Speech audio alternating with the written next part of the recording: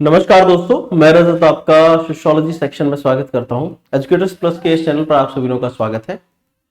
Basically कुछ नए प्रश्नों के साथ में आज हम लोग फिर से बात करेंगे। तो उसी क्रम में पहला प्रश्न है आपकी स्क्रीन पर। मॉडर्नाइजेशन ऑफ इंडियन ट्रेडिशन पुस्तक के लेखक कौन है? अर्जुन अप्पादुराई, ए अप्पादुराई के नाम से भी आपने सुना होगा, Jeffrey C Alexander, Robert R Bell और Yogendra Singh. Modernisation of Indian tradition. Basically ये जो बुक है, ये बुक बात करती है कि भारत में खास करके ग्रामीण इलाकों में किस प्रकार से जो प्रैक्टिसेस चल रही थी, ठीक है, जो ट्रेडिशंस से उन ट्रेंड्स में कैसे कैसे चेंजेस निकल कर आए, चाहे वो जातिगत व्यवस्थाओं के अंदर आने वाले परिवर्तन रहे हो, ठीक है, चाहे वो ग्रामीण अर्थव्यवस्था के अंदर आने वाले परिवर्तन रहे हो। और ये जो किताब थी ये बेसिकली योगेंद्र सिंह के द्वारा लिखी गई। जी हाँ, योगेंद्र सिंह वही समाजशास्त्री हैं जो कि जिनके द्वारा जवाहरलाल नेहरू यूनिवर्सिटी के अंदर जो है सामाजिक शोध अध्ययन पद्धति विभाग की स्थापना की गई थी। तो ये किताब जो है बेसिकली योगेंद्र सिंह के द्वारा लिखी गई है, मॉडर्नाइजेशन ऑफ इंडियन ट्रेडिशन पुस्तक। इन्होंने भारत में आधुनिकता के संदर्भ में, जाति संस्करण, भारतीय समाज, इन सब के ऊपर जो है अपना अध्ययन प्रस्तुत किया था। ठीक है, चलिए नेक्स्ट है, पूर्वांचल राज्य के गठन की मांग प्रतिनिधित्व करती है। आप जब सोशियो पॉलिटिकल स्ट्रक्चर से रिलेटेड कुछ विषयों को लेकर बात करते हैं तो कई दफा आपने कई सारे शब्दों को देखा होगा, अलग अलग शब्द, जैसे अलगाववादी, अलगाववाद, ठीक है, क्षेत्रवाद, अलगाववाद, सेपरेटिज्म, रीजनलिज्म,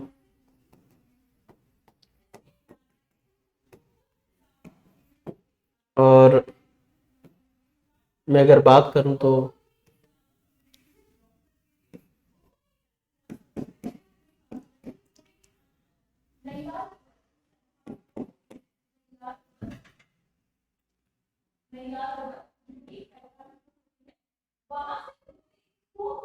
क्या था,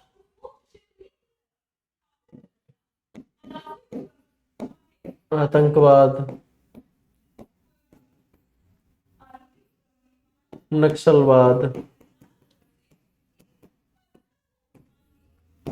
विप्लववाद,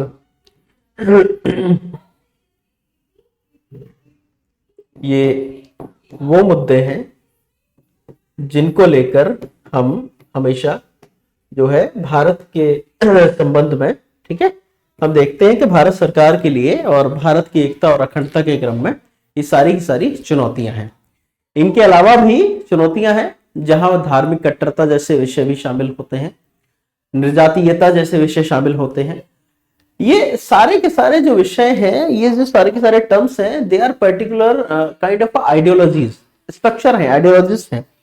वैसे भी हमने आपको एक चीज हमेशा, एक विशिष्ट चीज जो है, जैसे हम बोलते हैं कि ये अलगाववाद की विचारधारा, जैसे आप जम्मू कश्मीर के संबंध में देखते हैं, ठीक है, कि एक अलगाववादी विचारधारा है जो बात करती है कि जम्मू कश्मीर अलग राज्य, अलग राष्ट्र के तौर पर उनको दर्जा मिले। ठीक, वैसा ही तमिल ईलम की मांग, नागालैंड की मांग, खलिस्तान की मांग, ये सारे के सारे अलगाववादी विचारधाराओं में शामिल होते हैं। मतलब कि एक अलग देश, अलग भूभाग की मांग करना, ये अपने क्षेत्र, अपने क्षेत्र को एक वतन के तौर पर एस्टेब्लिश करना, एक स्वतंत्र देश के तौर पर एस्टेब्लिश करने की इनकी मांग रहती है।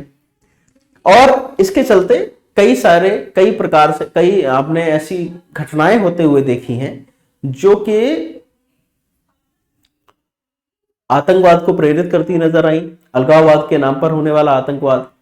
और ये जो एक्सट्रीमिस्ट जो हम इंसिडेंट देखते हैं, ये सभी इस क्रम में घटित होते हैं। तो भारत में कई सारे ऐसे मुद्दे हैं जिनमें तमिल ईलम जैसी डिमांड, नागालैंड जैसी डिमांड, खालिस्तान जैसी मांग, जम्मू कश्मीर, आजाद जम्मू कश्मीर की मांग, ये सारी की सारी मांगे समय समय पर कुछ विशेष जो है ग्रुप समूहों द्वारा ऐसी उठाई जाती रही, और उसके लिए उन्होंने हिंसा का भी रास्ता अख्तियार किया है। और भारतीय सेना और भारत सरकार ने दोनों मोर्चों पर, बातों के थ्रू भी और कह सकते हैं सैन्य कार्रवाई के थ्रू भी, ऐसी चीजों को काउंटर किया है। ठीक उसी तरह से क्षेत्रवाद की घटना। हालांकि क्षेत्रवाद एक राष्ट्र के अंदर ही अलग क्षेत्र की मांग को लेकर बात करता है। ये क्षेत्रवाद की जो मांग है वो 2-3 तरीकों से कई दफा प्रेरित होती है। पहला, एक प्रेरणा का इसका रीजन या ये इंस्पायर जो हो सकती है कि मान लेते हैं कोई क्षेत्र है जहां पर विशेष लैंग्वेज का एक पैटर्न है, विशेष कल्चर का एक पैटर्न है, पिछड़े हुए हैं, पूरी तरह से उनको क्या है बेनिफिट नहीं मिल पा रहा है सरकारी योजनाओं का। तो ऐसे में किसी प्रांत के अंदर विशेष क्षेत्र में लोग मांग कर सकते हैं। जैसे विदर्भ क्षेत्र का, महाराष्ट्र का विदर्भ क्षेत्र, उसकी अलग राज्य के तौर पर मांग होना। गोरखालैंड पश्चिम बंगाल में मांग होना। असम में बोडोलैंड की मांग होना। त्रिपुरा में त्रिपुरा लैंड की मांग होना, त्रिपुरा के तौर पर अलग राज्य का गठन हो। ये सारी की सारी प्रांतों के अंदर क्षेत्रीयता के मामलों को दर्शाती हैं। अब यहां पर पूछा है इसी तरह से कि पूर्वांचल राज्य की जो गठन की मांग है वो किस प्रकार का सेंटीमेंट है। तो वो क्या है, प्रांतों के अंदर का, ये क्षेत्रीयता की मांग को दर्शाने का काम करता है। लेकिन ये सारे के सारे जो इंसिडेंट हैं, ये इंसिडेंट अलग अलग क्रमों में आपको देखने को मिलेंगे, या कहेंगे हम कि भाई ये आपको अलग अलग भूमिकाओं के तौर पर देखने को मिलेंगे। जरूरी नहीं है कि सारे के सारे आपको एक ही क्रम में देखने को मिले। जैसे कि एग्जाम्पल के तौर पर अगर हम बात करते हैं इन मांगों को लेकर, ठीक, तो यहां पर जैसे दिया हुआ है अलगाववाद की मांग। ये अलगाववाद की मांग प्रांत के अंदर नहीं बल्कि प्रांत के ऊपर की मांग को दर्शाता है और कई सारी एक्सट्रीमिस्ट एक्टिविटीज को दर्शाने का काम करता है। वहीं जब आप बात करेंगे आतंकवाद, क्षेत्रवाद की घटनाएं, क्षेत्रवाद की घटनाएं डिपेंड करती हैं उनकी डिमांड किस बात को लेकर है। ठीक है, तो वो सारी की सारी प्रांत के अंदर क्षेत्रीयता को दर्शाती हैं। जैसे कि हमने बताया रोहेलखंड, बघेलखंड जैसे क्षेत्र हैं, इन क्षेत्रों में उठी मांगे कि भाई हमको जो है अलग से राज्य का दर्जा मिले। तो ये एक देश के अंदर की घटना है। लेकिन वही तमिलीलम जैसी घटनाएं, नागालैंड की डिमांड होना, ये सारे के सारे क्या है, प्रांत के ऊपर दर्शाती हैं। अगले दिए हैं आतंकवाद, नक्सलवाद, विप्लववाद जैसी, ये कुछ विशेष तौर पर एक्सट्रीमिस्ट विचारधाराओं का समर्थन करने वाले लोगों के द्वारा की गई मांग है, जो कि सरकार में कोई विश्वास नहीं रखते, हिंसा का रास्ता अपनाते हुए अपनी बातों को मनवाने का एक तरीका है। ठीक, अब इन तीनों में एक कुछ कुछ अपने डिफरेंसेस मौजूद हैं, सबका एक अपना अपना इमरजेंस रहा है। ठीक है, नक्सलवाद का की जब हम बात करते हैं तो इसमें आप रेड कॉरिडोर जैसे एरिया, झारखंड और छत्तीसगढ़ के, महाराष्ट्र के और आंध्र प्रदेश के आदिवासी इलाकों को आप शामिल करते हैं। जब आप विप्लववाद या इंसर्जेंसी की बात करते हैं तब आप जातीय हिंसाओं के साथ साथ में उग्रवादी संगठनों के द्वारा भारत सरकार के उपक्रमों, एक सिस्टम के ऊपर किए गए अटैक्स, ठीक है, जिनको बोलते हैं इंसर्जेंसी की जो घटनाएं थी, इंसिडेंट ऑफ इंसर्जेंसी को बोलते हैं। जैसे एग्जाम्पल के तौर पर असम के अंदर होने वाली घटनाएं, ठीक, आपने नाम सुना होगा उल्फा करके एक ऑर्गेनाइजेशन हुआ करता था, United liberation of front of Assam. तो इस प्रकार की उनकी जो हरकत, ये जो इंसिडेंट्स से they are consider as a insurgent. ठीक है, क्लियर है। चलिए अगला है अपनों से बड़ों का सम्मान करना। क्या है, सामाजिक प्रतिमान, सांस्कृतिक गुणमान और कानून। अब ये इस चीज को हम थोड़ा सा आगे बढ़ाते हैं। अगर यहां पर प्रश्न बदल दिया जाए और ये लिखा जाए कि सब सोशल कंट्रोल, ठीक है, सोशल कंट्रोल में कौन कौन सी चीजें शामिल होंगी? भारतीय दंड संहिता के तहत कार्यवाही, पहला विकल्प। ठीक है, नंबर 1। ठीक है, हम एक प्रश्न बना लेते हैं ना इसी से। दूसरा, बड़ों का सम्मान।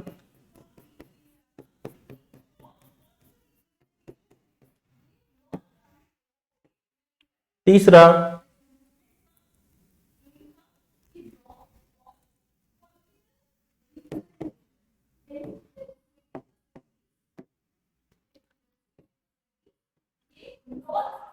प्रोत्साहन राशियां।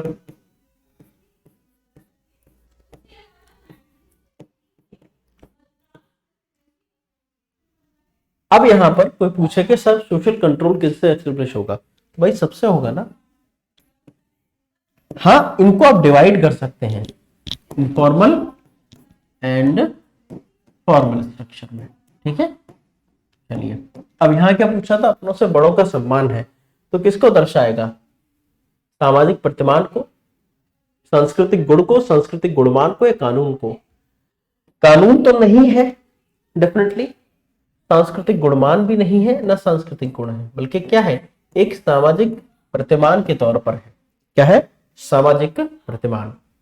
अगला है, ज्ञात और अज्ञात इच्छा को आत्महत्या का कारण किसने माना है, मैनेजर, रूथ केविन, फ्राइड और बेवर। ज्ञात और अज्ञात इच्छा को आत्महत्या का कारण किसने माना है, ज्ञात और अज्ञात इच्छा को आत्महत्या का कारण मानने वाले इनमें से कौन है, मैनेजर है, रूथ केविन है, फ्राइड है, बेवर है। किसने, रूथ केविन ने ज्ञात और अज्ञात इच्छा को आत्महत्या के कारण के तौर पर स्वीकार किया था। नेक्स्ट है, पंचायती राज की असफलता के लिए उत्तरदायी कौन है। हम सभी देखते हैं कि पंचायती राज सिस्टम लागू रहा, ठीक है। पंचायती राज व्यवस्था भारत में किस प्रकार की है, इससे जुड़ा प्रश्न भी पूछा जाता है, तो याद रखेंगे 3 स्तरीय सिस्टम है। हालांकि वे राज्य जहां जनसंख्यात्मक स्तर कम है, जहां का स्ट्रक्चर जनसंख्या घनत्व को लेकर स्ट्रक्चर नहीं है सामान्य राज्यों के मुकाबले, वहां पर 2 स्तर भी देखे गए, ठीक। बट अमूमन तौर पर त्रिस्तरीय की सिफारिश की गई थी आपकी मेहता समिति के द्वारा, ठीक। हमने अब तक पढ़ा था हमेशा कि सब सीडीपी का फेल होना 1952 पंचायती राज की जड़ रखता है, लेकिन पंचायती राज की असफलता के लिए क्या उत्तरदायी है, अभी क्यों बोला जा रहा है, उसके पीछे का रीजन है। आप करंट सिनेरियो देखें, आप में से कितने लोगों ने पंचायत मूवी देखी है, वो सॉरी पंचायत एक वेब सीरीज आई थी, जिसमें आपने देखा होगा कि आखिर में एक जिलाधिकारी एंट्री करते हैं और एंट्री करने के बाद में बोलती हैं कि ग्राम प्रधान का पद होता है, ये प्रधानपति नाम का पद क्या होता है, यह तो कोई पद नहीं है, इसके सरकार ने ऐसे कुछ किया है नहीं।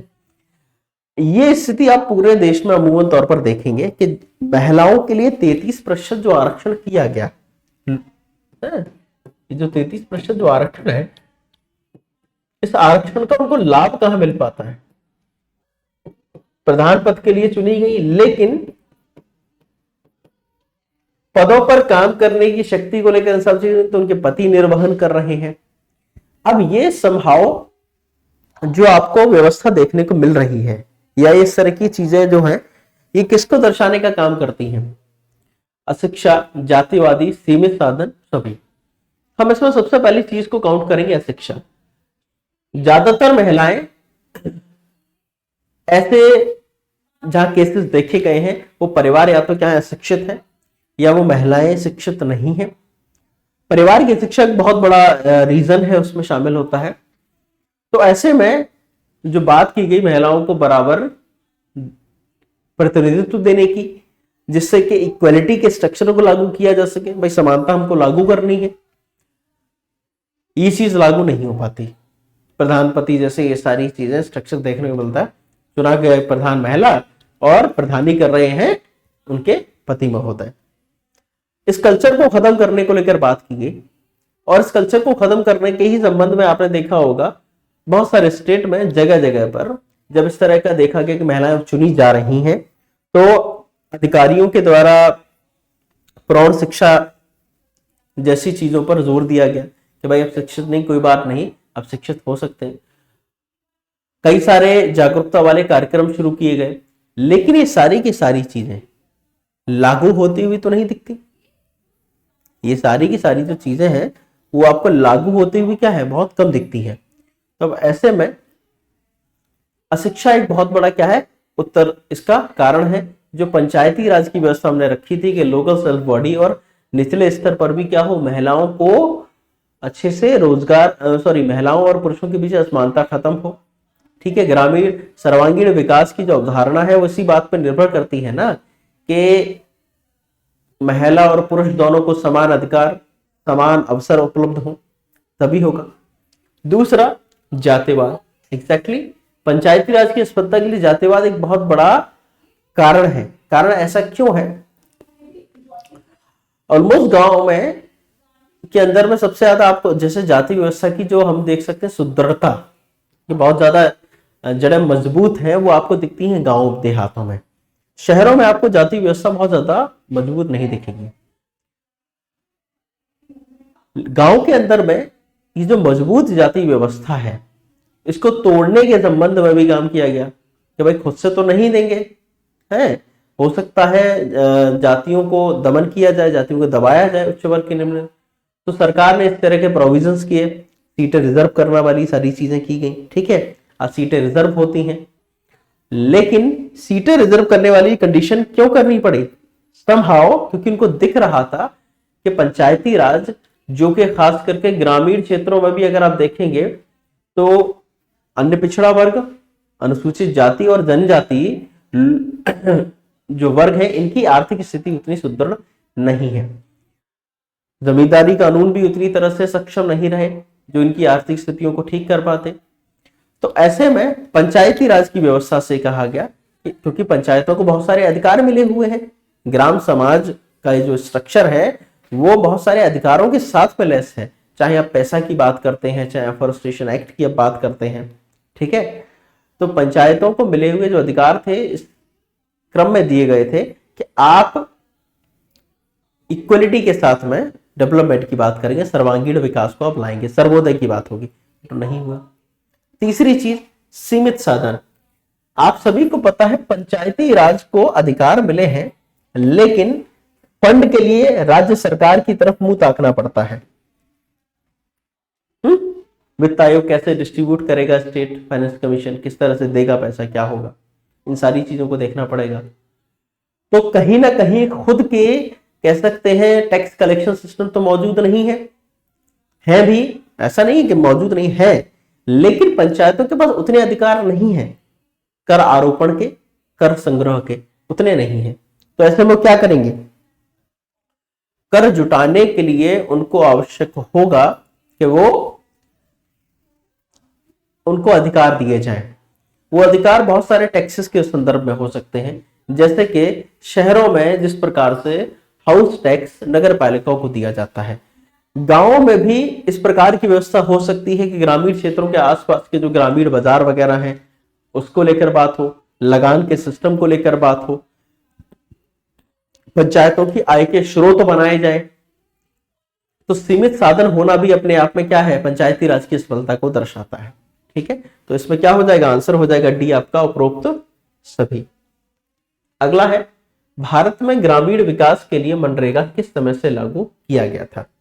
100 दिन की रोजगार गारंटी वाला कार्यक्रम महात्मा गांधी नरेगा पूरी दुनिया के विकास योजनाओं के क्रम में सबसे बड़ी योजना के तौर पर, सबसे बड़ा रोजगार गारंटी कार्यक्रम के तौर पर माना जाता है।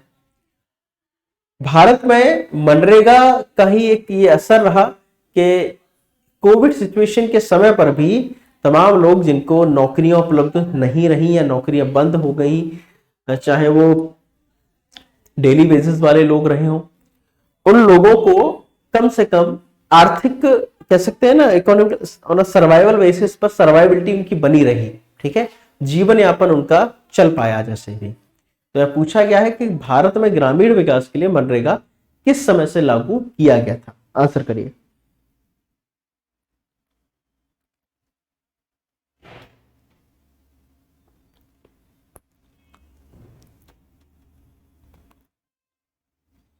बताइए। देखो, भारत मनरेगा अधिनियम 2005 2 अक्टूबर 2006 से इसको लागू किया गया था गांधी जी के जन्मदिवस पर। 2 अक्टूबर का स्ट्रक्चर ऐसा है कि आपको बहुत सारी योजना ऐसी मिल जाएंगी ग्रामीण विकास की जो महात्मा गांधी के ही जन्मदिवस से शुरू आपकी की गई थी। है किस फॉर्मेट में? 100 दिन का रोजगार गारंटी कार्यक्रम है। आप इसको ग्रामीण आय के सृजन के कार्यक्रमों के तौर पर भी जब पूछा जाता है कि भारत के गांव में, ठीक है, और स्कीम्स डाल दी जाती है नीचे अलग अलग लिस्टेड, ठीक है, कि प्रोजेक्ट बोल डाल दिया, ठीक है, मनरेगा का डाल दिया, हाँ, सारथी फेलोशिप डाल दिया, ठीक है, तो इस तरह की बहुत सारी स्कीम्स का नाम डाल दिया और पूछ लिया जाता है कि इनमें से कौन ग्रामीण आजीविका के स्रोतों में शामिल है, ग्रामीण विकास कार्यक्रमों से जुड़े हुए हैं। ठीक है, इस चीज का आप ध्यान रखेंगे।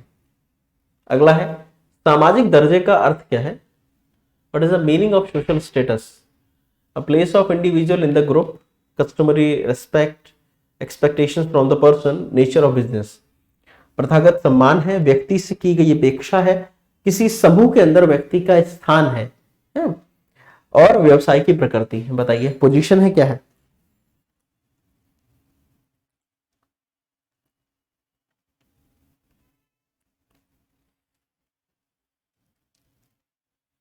देखो, आप सबने हायरार्की के स्ट्रक्चर को पढ़ा होगा। इन स्ट्रक्चर ऑफ हायरार्की आपने एक चीज नोटिस की होगी कि अगर आप क्लास सिस्टम की भी बात करें तो हम देखते हैं अपर, मिडिल एंड लोअर, ये 3 स्ट्रक्चर हम देखते हैं। ठीक है, सपोज दैट इन तीनों स्ट्रक्चरों में से अगर एक को भी निकाल दें तब भी आपको 2 स्ट्रक्चर तो मौजूद रहेंगे। इन दोनों स्ट्रक्चर्स में से किसी भी व्यक्ति की जो स्थिति है, चाहे वो जातिगत आधारों पर बनी हो, आर्थिक आधारों पर बनी हो, शैक्षिक आधारों पर बनी हो, इन सभी आधारों पर एक उसको दर्जा जरूर मिला होगा। अब ये दर्जा यहां पर ये नहीं पूछा गया कि हम जातिगत संदर्भ में पूछ रहे हैं, ये बात करता है ग्रुप्स को लेकर। अब वो ग्रुप कोई भी हो सकता है, जैसे एग्जाम्पल के तौर पर विद्यार्थियों का एक समूह है, उसमें एक विद्यार्थी को दर्जा डेफिनेटली प्राप्त होगा कि ये बहुत सबसे अच्छा है, सबसे सर्वश्रेष्ठ इसका प्रदर्शन होता है। ठीक वैसे ही सबसे निम्नतम प्रदर्शन वाला भी कोई होगा, एकदम बस जो है बहुत जो है बेकार उसके परफॉर्मेंस है, सबसे लास्ट रहता है ये बंदा। ठीक वैसा ही किसी कंपनी के अंदर में हो सकता है, किसी विश्वविद्यालय के प्रोफेसर्स के बीच में हो सकता है। ठीक है, तो बहुत सारी चीजें हैं। तो सामाजिक दर्जे का जो अर्थ होता है वो बात करता है किन्हीं भी समूहों के अंदर व्यक्ति की जो परिस्थिति है, ऊंची है, नीची है, मध्यम है, जैसी भी परिस्थिति है, वो से हम समूह में व्यक्ति के स्थान के तौर पर समझते हैं। तो सामाजिक दर्जा क्या है? समूह के अंदर व्यक्ति का स्थान है। जबकि प्रथागत सम्मान, व्यक्ति से अपेक्षा या व्यवसाय की प्रकृति, ये तीनों बिल्कुल ही इररिलेवेंट है। हाँ, प्रथागत सम्मान जैसे विकल्प पर सोच सकते थे, लेकिन प्रथागत सम्मान सामाजिक दर्जे को नहीं दर्शाएगा कभी भी। प्रथागत सम्मान बेसिकली सोशल कंट्रोल के एस्पेक्ट में आता है। हाँ, प्रथागत सम्मानों से किसी व्यक्ति के दर्जे में क्या होगी? बढ़ोतरी देखने को मिल सकती है। ठीक है, उसकी स्थिति तय हो सकती है कि उसकी परिस्थिति क्या है, लेकिन किसी भी परिस्थिति को पूरी तरह से एस्टेब्लिश करने के लिए कि समूह में क्या रहेगा, उसके लिए हमें समूह में उस व्यक्ति की स्थिति को देखना होगा, समूह व्यक्ति के स्थान को देखना होगा। अगला है निम्नलिखित में से किस पुस्तक में प्रकाशन के बाद जेंडर विमर्श प्रारंभ हुआ?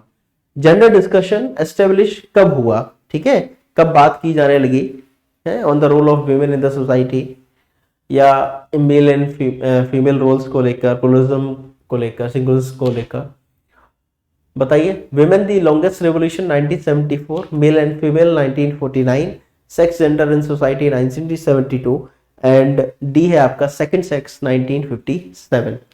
किस पुस्तक में प्रकाशन के बाद जेंडर विमर्श का शुरुआत हुआ है? बताइए।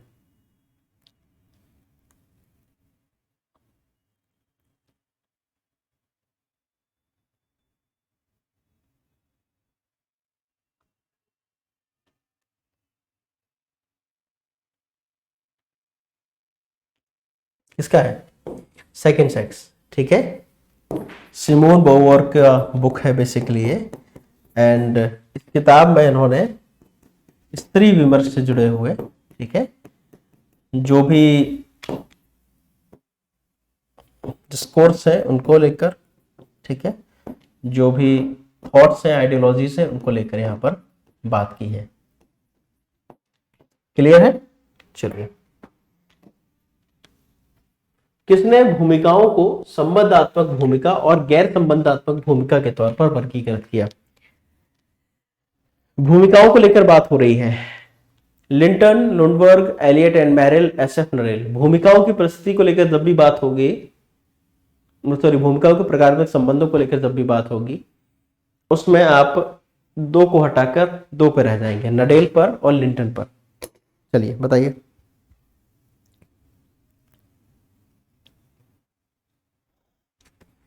संबंधात्मक, गैर संबंधात्मक।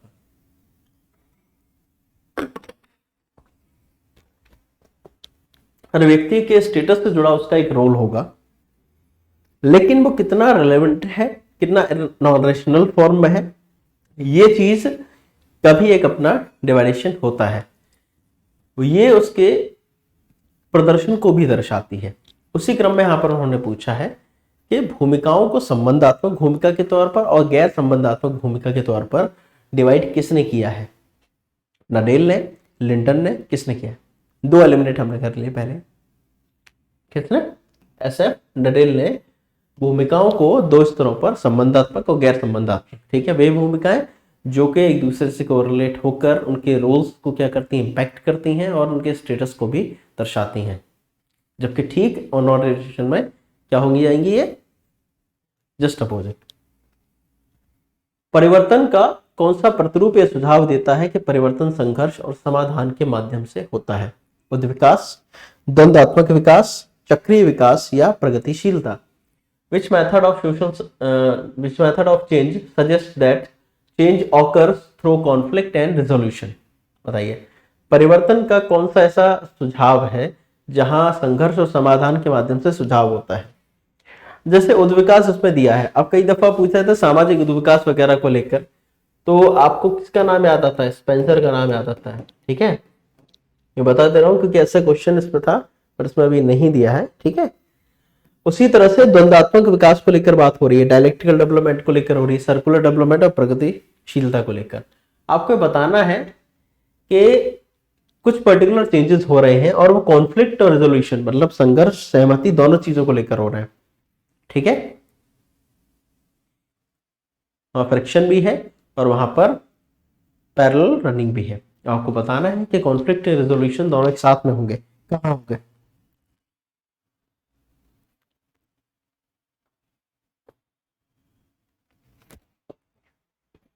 सिंपल सा है ना। आप देखिए ना कि इस अप्रोच को जब बात करेंगे तब आपको याद आना चाहिए थीसिस, एंटीथेसिस एंड सिंथेसिस।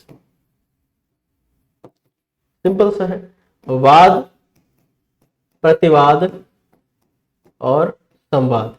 अरे किसी वस्तु को हम दर्शाएं, किसी विचार को हम रखते हैं, फिर इस विचार के जस्ट अपोजिट में कोई विचार आता है, फिर इन दोनों विचारों के माध्यम से किसी निष्कर्ष पर पहुंचा जाता है, जिसे हम संवाद के तौर पर कह सकते हैं। मतलब के वाद, संवाद और वाद, प्रतिवाद और संवाद, the thing and the anti thing, then a compositely, ठीक है। तो विश्लेषण होगा और विश्लेषण वाली जो चीज है, तो ये स्ट्रक्चर किसमें दर्शाएगा? ये दर्शाएगा किसको? डायलेक्टिकल को। क्योंकि डायलॉग मेंटेन करने से पहले जरूरी क्या होगा आपका? कॉन्फ्लिक्ट भी होगा, कॉन्फ्लिक्ट भी होगा और रेजोल्यूशन भी होगा। आप जो बात रखेंगे उस विचार का दूसरा पक्ष भी रखा जाएगा, अपोजिट उसका स्ट्रक्चर भी रखा जाएगा, तब जाकर हम किसी एक रेजोल्यूशन पर पहुंचेंगे कि हाँ भाई ये दो बातें रखी है, दोनों विपरीत है तो क्यों है, और एक आम निष्कर्ष निकाला जाएगा, ठीक है। तो संघर्ष होना, फिर समाधान होना।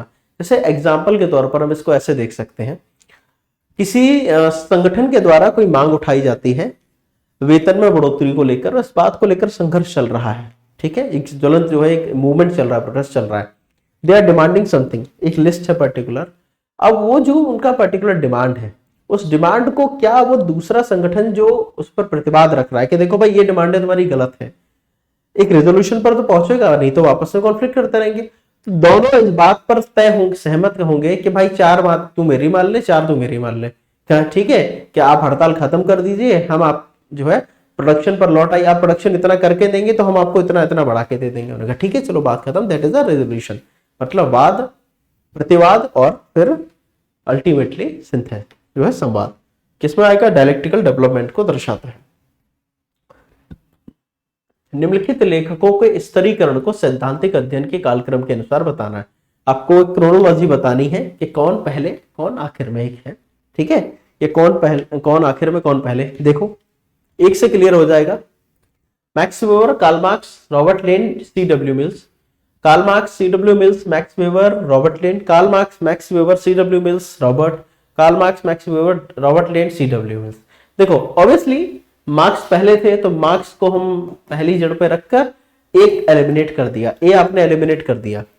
मार्क्स के बाद में मैक्स है, ठीक है, मैक्स वेबर ने उनकी थ्योरीज को दर्शाया, भाई क्लासेस एंड कॉन्फ्लिक्ट जैसी थ्योरीज को जो है अपने संवेदों में दर्शाया कि भाई सिर्फ 2 ही क्लास नहीं होंगी, मतलब सिर्फ ए प्लस एंड माइनस का स्ट्रक्चर नहीं होगा, ठीक है, वहां पर माइनर प्लस और मैक्सिमम माइनस भी होगा, ठीक है, अलग अलग श्रेणियां भी रहेंगी। तो ऐसे में कार्ल मार्क्स के बाद मैक्स वेबर आते हैं तो एक एलिमिनेट और हो गया, बचा सी और डी। अब ये आपको डिफाइन करना है, बताइए। अरे एजेस के क्रम में चाहो तो एजेस के क्रम में भी इनको डिवाइड कर सकते हो, ठीक है, सिंपल सा है।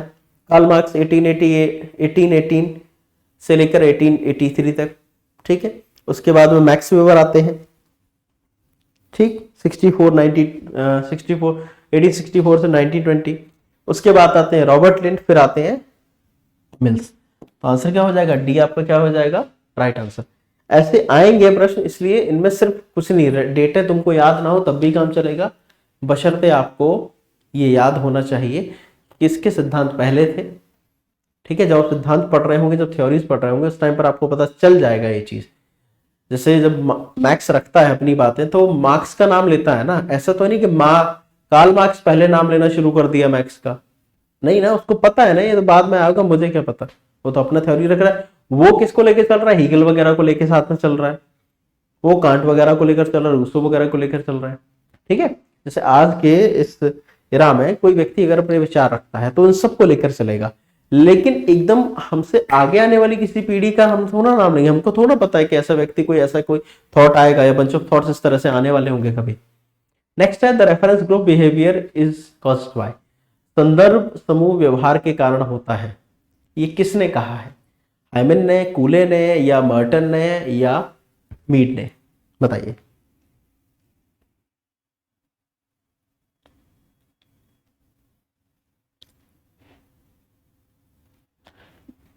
इसमें थोड़ा सा ऐड कर लीजिए, ये है प्रत्याशित समाजीकरण, ठीक है, इस लाइन इसको ऐड कर लीजिए। प्रत्याशित समाजीकरण संदर्भ समूह व्यवहार के कारण होता है, ठीक है। ये इस चीज को ऐसे समझो, सिंपल सा, आपको प्रोफेसर बनना है, एज एग्जांपल के तौर पे आपको डॉक्टर बनना है, तो डॉक्टर बनने से पहले आपको क्या है, आपको पर्टिकुलर प्रैक्टिसेस करनी होगी, आपको एथिक्स ऑफ क्लिनिकल साइंसेस को समझना होगा, आपको डॉक्टर की प्रैक्टिसेस करनी होगी, आपको सीखना होगा किस तरह से वो लोग वर्क करते हैं। तो कुल मिलाकर ये हमें जिस ग्रुप में ढलना है, जिस तरह से बनना है, हम वैसे व्यवहारों को सीखना शुरू करते हैं प्रोबेबली फॉर्मेट में, ठीक है। तो ये जो थॉट प्रोसेस था किसका था, मर्टन का, क्लियर है। चलिए नेक्स्ट है सामान्यकृत अन्य, जनरलाइज्ड अदर की धारणा किसने प्रस्तुत की है, हर्बर्ट ब्लूमर ने, मीड ने, एरविन गॉफमैन ने, सीएच कूले ने, बताइए। जनरलाइज्ड अदर,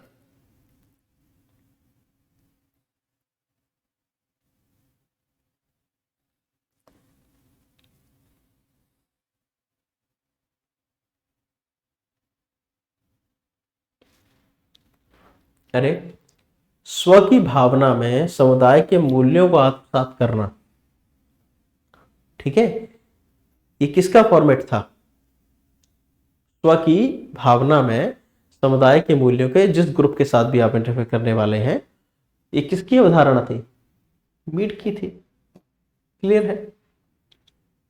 नेक्स्ट है, किस नियम के अनुसार संपत्ति में परिवार के प्रत्येक सदस्य का जन्मजात अधिकार होता है?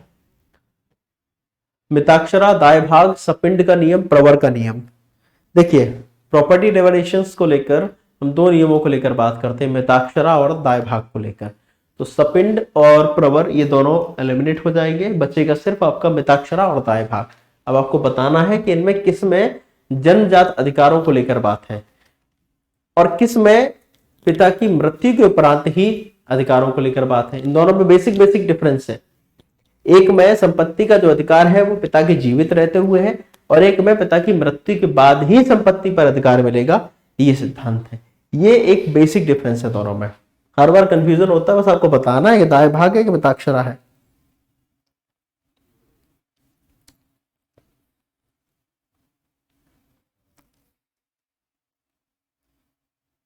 बताइए।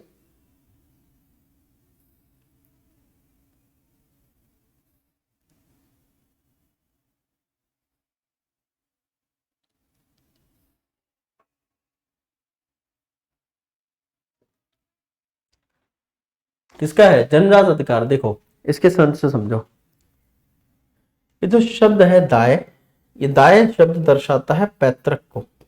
ठीक है, पैतृक संपत्ति में मिलने वाला अधिकार दाय भाग, पैतृक संपत्ति में मिलने वाला अधिकार क्या है? दाय भाग को दर्शाता है।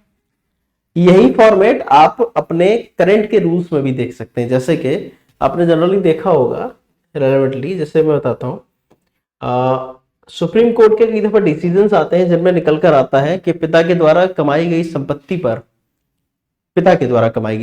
पर पुत्र अधिकार का दावा नहीं कर सकते। अगर वो नहीं देना चाहते हैं तो आपको नहीं मिलेगी, दैट्स ऑल।